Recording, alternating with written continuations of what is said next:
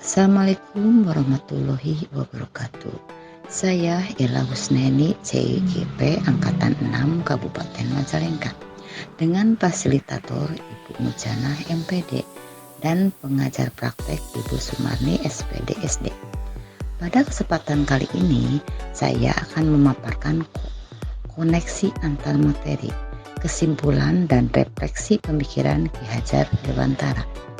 Saya akan merefleksikan diri saya melalui 3 pertanyaan. 1.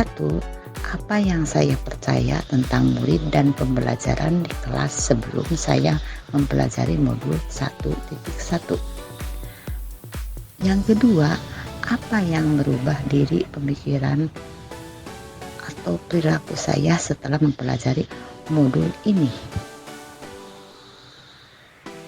Yang ketiga, apa yang dapat segera saya terapkan lebih baik agar kelas saya mencerminkan pemikiran Ki Hajar Dewantara? Refleksi yang pertama, apa yang saya percaya tentang murid dan pembelajaran di kelas sebelum saya mempelajari modul 1.1? Sebelum saya mempelajari modul 1.1, pembelajaran di kelas lebih menekankan pada murid harus belajar mencapai target sesuai dengan tuntunan kurikulum. Pembelajaran lebih berpusat kepada guru.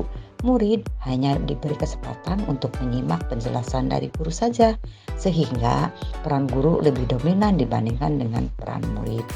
Murid kurang aktif dan kurang motivasi dalam proses pembelajaran.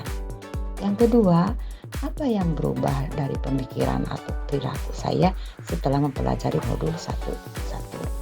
Saya sadar selama saya melakukan kegiatan belajar mengajar di kelas belum sepenuhnya memberikan ruang kemerdekaan pada murid untuk berekspresi, belajar sesuai dengan minat dan bakatnya. Murid disamaratakan, padahal murid itu memiliki karakteristik yang beragam pada setiap anak. Saya memberikan kebebasan kepada semua murid saya dalam menyelesaikan tugas mereka. Mereka bebas berkreasi. Saya menghargai setiap karakter belajar anak serta memberikan apresiasi atau reward kepada mereka agar lebih termotivasi, walaupun apresiasi ataupun rewardnya secara sederhana, misalkan berupa pujian, bagus, pinter, hebat, dan lain-lain. Dengan pujian semacam itu, murid akan termotivasi. Yang ketiga, apa yang dapat segera saya terapkan lebih baik agar kelas saya mencerminkan pemikiran Ki Hajar Dewantara? Mulai saat ini, saya akan menerapkan strategi pembelajaran di kelas yang berpusat pada murid. Murid diberikan ruang untuk berkreasi sesuai dengan minat dan bakat yang dimilikinya. Saya sebagai guru akan menuntun, bukan untuk menuntut.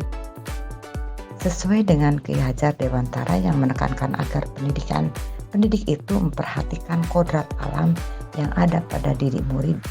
Oleh karena itu, pendidik harus memahami kondisi setiap muridnya supaya tahu keadaan muridnya.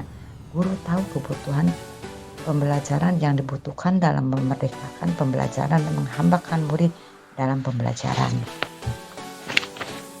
Itulah penjelasan saya mengenai refleksi tentang pengetahuan dan pemahaman modul 1.1. Kesimpulan yang saya sampaikan, untuk mewujudkan pemikiran Ki Hajar Dewantara seperti semboyan Tuturi Handayani. Tuturi Handayani artinya dari belakang seorang guru harus bisa memberikan dorongan dan arahan. Ing Madya Mangunkarso artinya di tengah atau di antara murid, seorang guru harus menciptakan prakarsa dan ide. Ingarso Sung Tulodo artinya di depan seorang guru harus mampu memberikan teladan atau contoh tindakan yang baik, yaitu teladan bagi siswa baik dalam perkataan maupun perbuatan. Salah satu konsep dikenalkan oleh Ki Hajar Dewantara adalah ngomong, among, dan ngemong yang kemudian dikembangkan menjadi 3 prinsip kepemimpinan di tangan siswa. Ingarso Sung Tulodo, Madya Mangunkarso, dan Tuturi Handayani. Pada dasarnya, konsep-konsep pendidikan itu mengutamakan cinta dan kasih sayang. Mendidik sebagaimana dilakukan orang tua atau bapak dan ibu kepada anak-anaknya sendiri. Ingat sok sung tulodo yang artinya di depan. Maksudnya, di depan menjadi kata kunci kesuksesan dalam pembelajaran.